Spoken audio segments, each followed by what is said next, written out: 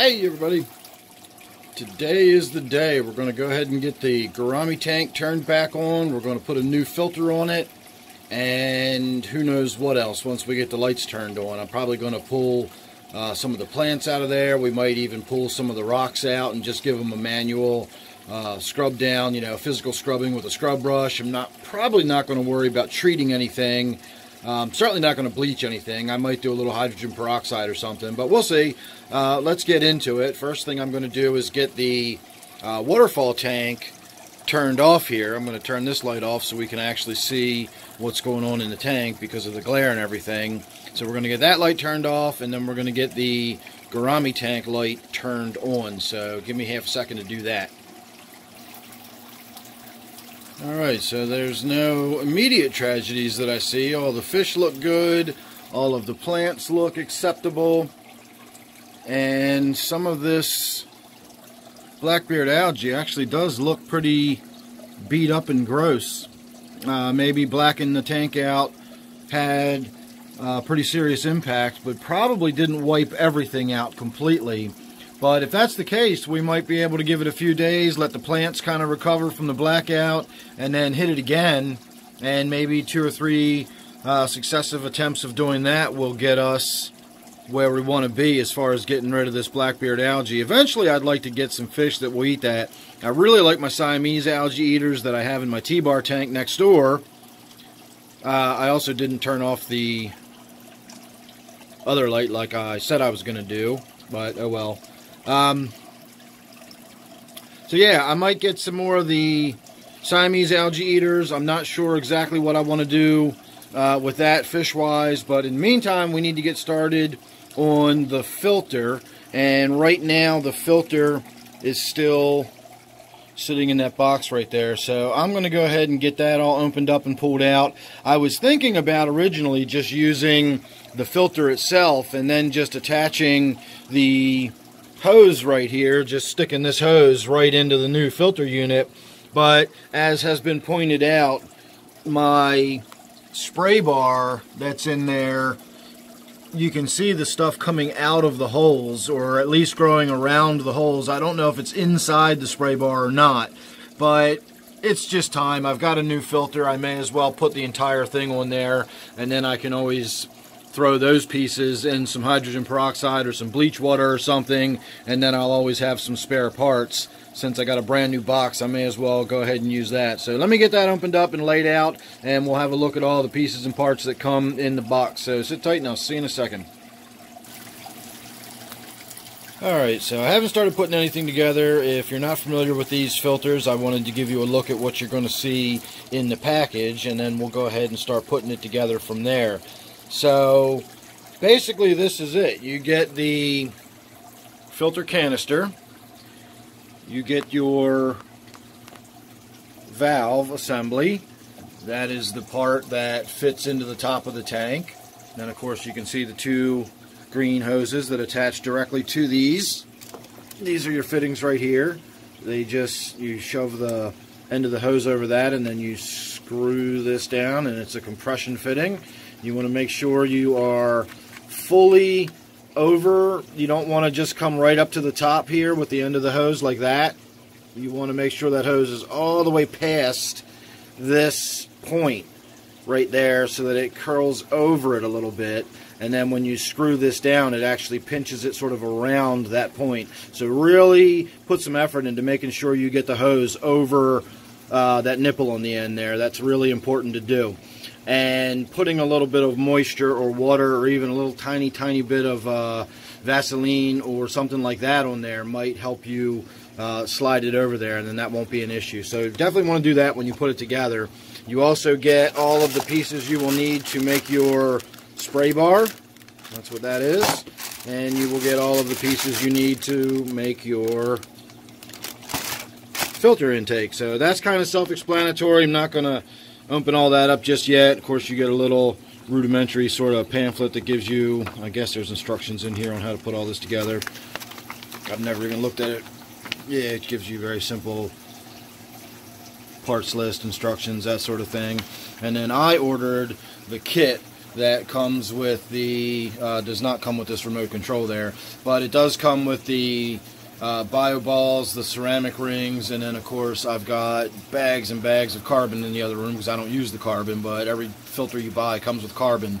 So that's it. That's what you get in the pack. You get your canister, you get all of the stuff you need to make it work in the tank, and then if you buy the kit, you get the extra couple little pieces there. So I'm going to get started on putting all these hoses and everything together, and once I've got it more or less put together, I can then start doing a water change on the tank, and as the water's changing, I will start disassembling this filter because we're going to pull the media out of here, and we're going to use the same biomedia. I can just leave this all sitting in the bags. I don't need to use that. So let's actually see if we can pop this open one-handed. You got these two that actually lock it down, and then the ones on the sides clip it into place. So this should have all of my filter trays in there.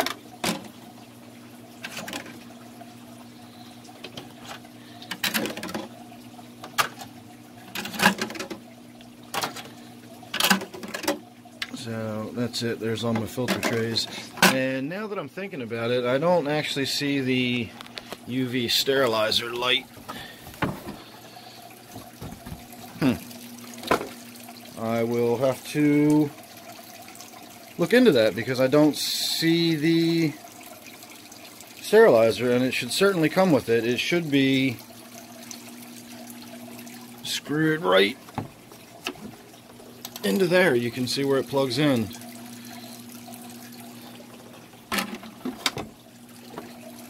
And it is not in there. Alright, well, I am going to probably have to contact Amazon. It's been so long since I bought this now that I don't know if I'll be able to call them up and be able to get that replaced or not. So I don't know if I should keep trying to put this together or not. I suppose I can always use the bulb and everything out of this one if I need to. I'm not so much worried about the bulb itself, but the water flows through there, and I need to get at least the glass cover that screws into that aperture we were just looking at. There's a glass cover that actually screws into that hole right there and covers the UV bulb. And I can always just pull this one off of here, wipe it down, get it all cleaned off, and stick it in there. But it should come with it, and it should be in the pack already. This is the first time I've ever opened one of them up and not found all of the parts inside. So again, I will have to look into that, and as the video progresses, I'll let you know if I've made any progress figuring out where that went or why it wasn't in there. Maybe it's still in the outside box that it came in, but I doubt it. Anyway, let me get started putting all this together, and then we will get on with starting to get it in the tank. So sit tight and I'll see you in another minute. Alright everybody, what I decided to do was just go ahead and pull this filter apart and cannibalize the light and then the housing. Now this is wet with hydrogen peroxide. I cleaned it off. It was completely covered with algae. So what that tells me, since this light was actually on and it was too hot to even touch when I pulled it out of there, and you can see how blackened the glass is down at the bottom, and of course this being the cover over top of it, and if this had algae growing on it, that means that deep inside this filter where there was no light, it was clearly getting enough light. Is that a fish swimming around? I have a fish swimming around inside my filter. Wow, okay, that is definitely a new one on me. I have found snails in my filters before. At first I thought that was just a reflection of a fish in the tank above us, but that is actually a guppy swimming around inside that filter. So today is his lucky day. He's gonna get out and find himself a new home somewhere in one of my tanks. That's, wow, neat. Never seen that before. Alright, so in addition to that guppy living in that total darkness, the algae that was living on this glass was living in total darkness. But that's impossible. It can't live in total darkness because it needs light.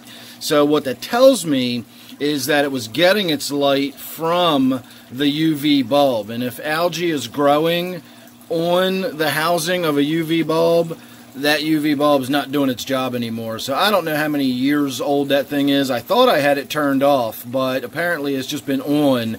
And if you're going to run them round the clock, you should replace them every 9 months to a year. They just lose their intensity and they just don't do their job anymore, and there's no point in even running it if you're going to do it that long. If you run it for once or twice a week for a day or two, you can get quite a lot of life out of them. But if you're running them all the time, you need to replace them fairly frequently, and that one was apparently running all the time, and as a result we had algae growing directly on the glass. So there's no point in me even transferring that bulb out of here and into there. I'm just going to go ahead and put this right there, and we're going to go ahead from there. I just won't have a UV filter in this, but since I don't really use the UV filters, it's no big deal, and if I really do want one, I can simply order a bulb and then install the bulb. I've already got the housing for it. And I will say on one final note, while I've still got all this stuff apart, if you're going to install it the way I'm installing it, whereas I hook this part up first, the manifold that goes into the filter itself, and then you've got the other ends of the hoses. I know this is going to be an obvious statement, but be really careful to make sure that where one says in and one says out, you make sure you attach the out. The spray bar goes to the out and the filter intake goes to the in. If you're not paying attention and you just grab a hose and you wind up picking up the wrong end of the hose and you get this thing all put together and you suddenly find out you've got your spray bar hooked up to where your filter intake's supposed to be, it's going to be a big pain in the butt taking everything apart and swapping it around. So just be mindful of that when you're putting it together. So I'm going to keep on keeping on. We're going to get this filter put together since I've got this one taken apart now, and while I'm doing that, I'm going to go ahead and get some water starting to drain out of this tank. So we'll see where we go from here. Alright everybody, I got some bad news. We are up to the point where we're getting ready to start actually removing water. I've pulled my heater out. I'm getting ready to pull the spray bar and everything out, and when I got over here I noticed, if you look down there in the bottom, that is the remains of my Royal Farlowella. So I'm really unhappy about that. That was one of the fish that I've taken a long time to try to finally get one of the Farlowellas to survive in my tank for any length of time, and that one was doing really well. It was thriving, it was looking great, it was nice and active, and then I blacked out the tank for 3 days and now it's dead. So I don't have any idea why blacking the tank out would have killed it. I don't know if possibly the oxygen levels changed. I don't know if the water chemistry changed because the plants were no longer photosynthesizing. That would be my guess, is this tank went from producing a lot of oxygen to using a lot of oxygen once the lights went out and the tank went dark. And some of the fish that can get up in the water column a little better can probably get closer to the surface to breathe some air, or to get some more of the oxygen-rich water. But that Farlowella is a bottom dweller and apparently was not able to do so. That's my speculation. I have no idea what actually caused the problem. As you can see, my striped Raphael is still there and alive and doing well. But that is very clearly a dead Farlowella back there. I can even see where it's being chewed on around its mouth, is already being eaten a little bit by the loaches, more than likely.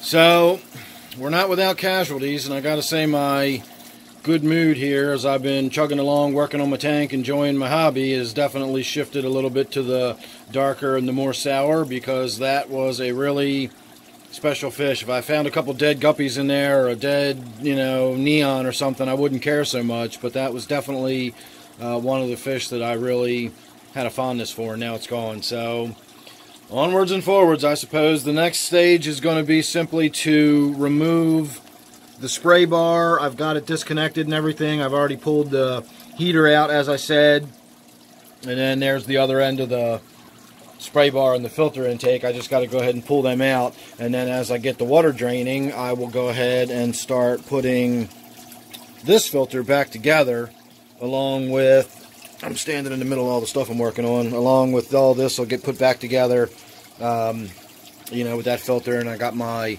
biomedia and stuff in the other room that's going to go back together with it. So let me get back to it, and I'll catch you up on the next stage.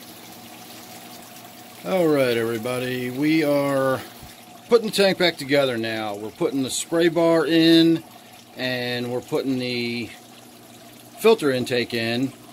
It's a little bit of a pain in the butt. The hoses are all twisty and kinked around each other.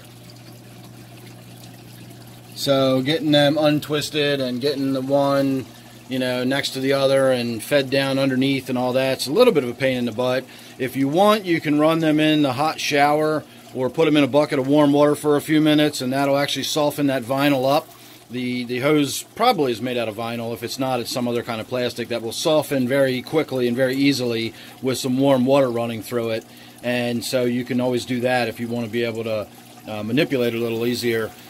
So while I was in there, I got my stiff plastic brush and I brushed down the rocks. I brushed down the glass. Once I got done brushing down the glass, I needed to scrape some glass where the suction cups are going to go. And so once I got to scraping the glass, I just figured what the heck, and I went for it. And I scraped down all of the glass, or at least most of the glass, and got a bunch of that removed. I physically removed a bunch of the crud off of a lot of the Java fern. Some of those Java leaves were like heavy with algae, so much growing on there. So I pulled a bunch of that off. I pulled a bunch of the Tiger Lotus out of there that had like just so much stuff growing on, and it wasn't even worth trying to worry about cleaning it. In the back there, you can actually see some of the sheets of the stuff still attached where I didn't fully scrape it. So there's a lot of debris and a lot of detritus kicked up and around in there. And I'm doing a massive water change. I'm probably doing a 75% water change. So we should get the nitrates way down on this water change. I'm going to go really easy on feeding it. And we're also going to put a bunch of floating water Sprite in there, which is going to both take up nutrients and is going to block a lot of the light from getting into the tank, and that's going to get everything looking a lot better. So these two pieces of fern here are new ones that I put in. I took them out of my living room tank upstairs the other day. I did a water change on that, and I had some pieces of fern that were nice and green and didn't have any algae on them, so they are in there. You can see that's what some of the stuff looks like. It's still got that black, you know, that blackbeard algae growing all over it. So I still got a lot of it in this tank. But considering how easily it wiped off of the glass, I'm going to say that blacking out the tank for 3 days really did a number on it. It really damaged it a lot. I doubt it wiped it out. I doubt it killed it. But I need to give the tank a break. I need to get the ferns and the other plants in there. I need to get them enough light so that they're doing well. I need to get the fish back on a normal cycle. Again, not really sure what killed my Farlowella in there. I've been trying not to think too much about it, but it had clearly been dead for several days when I pulled it out of there. It was well eaten, and in fact, I may as well have just left it in there and let it be food for everybody because it was 2/3 of the way gone already anyway.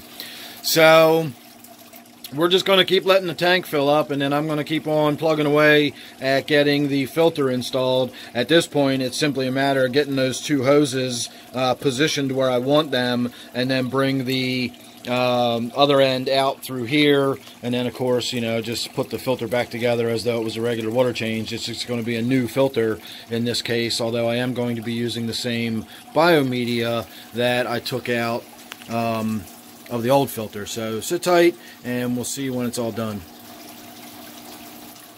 Alright everybody, we got the tank filled up, we got the filter up and running. Going to leave it out sitting on that tray for a day or two just in case. If it leaks, I want it leaking into that tray and not onto my floor. And then of course we've got to wait for all of this detritus to settle down because of everything I stirred up while I was in there. So this is just your preliminary look right after we got finished. I just want you to have a look at how tanks can tend to look very sloppy and messy immediately after a water change, and then it isn't for a couple of hours before things settle down and actually start looking nice again. So we'll come back in another couple of hours later this evening and we'll get our final look with all the lights turned out and the tank looking nice and pretty. So consider this sort of your before. Alright, and we're going to have one more little go around before we finish the tank off for good. I got the tank filled back up, and I noticed that there was still a bunch of stuff on the glass that I missed when I scraped it the first time. I did it rather haphazardly. I also forgot to put the heater back in the tank, so I made sure I got the heater all cleaned up and everything. I'm still really bummed out about losing that Farloella. I was so bummed out I actually had to switch from Depeche Mode to the Smiths. Depeche Mode just wasn't depressing enough for me, so I had to switch over to Morrissey. So that ought to give you an idea how bummed out I am. But I did want to get a little more video since this is part of the process. I am going through and doing a little bit more of a water change. I'm draining the water back down now. I got the tank all vacked out, and I noticed that all of these big clumps and everything were settling into this back corner.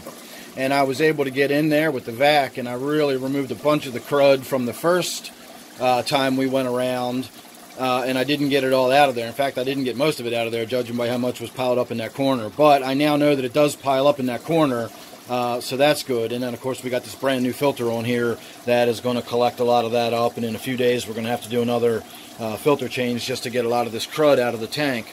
And speaking of a new filter, I just wanted to give you a look at what the force and vigor of a brand new filter looks like. If you've seen my water changes where my tanks are a little bit older, you'll know that the filter on them does not squirt water anywhere near like that on most of them. Now on this one, I have it set up a lot like I do in most of my tanks. I have most of the spray bar angled sort of up and forward, and that gives me a little bit of surface agitation. It also gives me a little bit of forward circulation so that I get this sort of flow down across the front of the tank, and it carries that surface water down into the depths of the tank with it.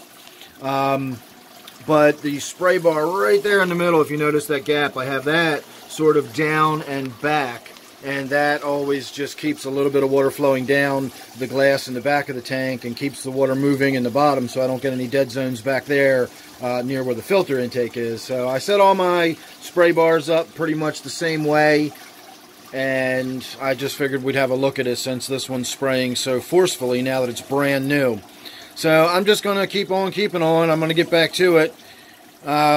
Again, I'll just try to vac out as much of the stuff as I can out of here, and then when I'm done this and I top the tank back off, I'm going to do another nitrate test on this. It should be interesting to see how low I've actually gotten the nitrates with all this huge amount of water change I've been doing today, and hopefully it won't shift the chemistry of the tank so much that the fish will be affected by it.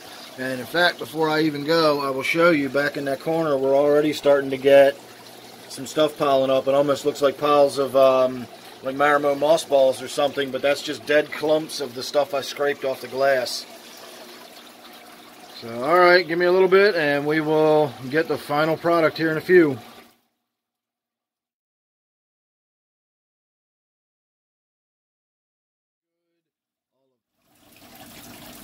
Alright, and that's what we're going to call the final product for today.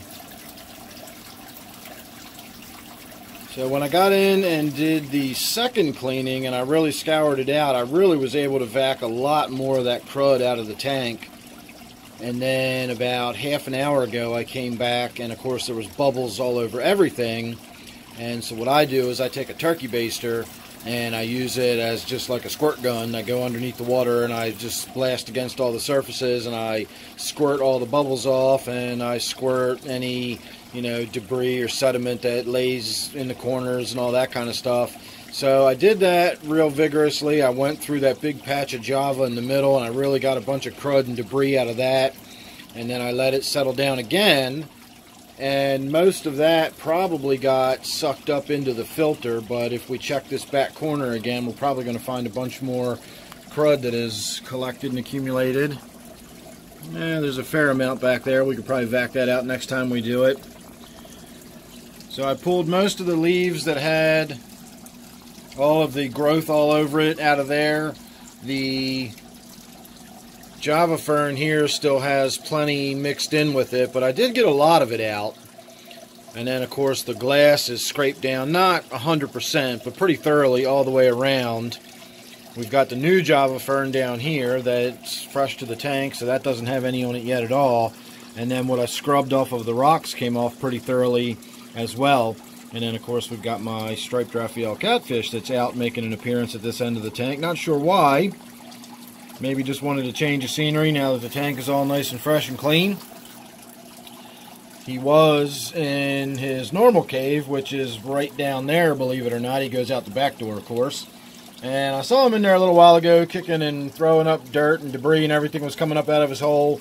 So I guess maybe a lot of the detritus that was swirling around the tank was actually ending up going down into his cave. And then, actually that makes sense now that I'm thinking about it. The water flows across the back and around this way, and what does come across the front sort of gets bottlenecked up and stops, because this is all touching the glass more or less. And it probably just either swirls up and collects right there, or just goes right down into his cave. And that's probably what he was doing, kicking and thrashing around, trying to blow it all back out. And eventually probably gave up, and is now hanging out down over here.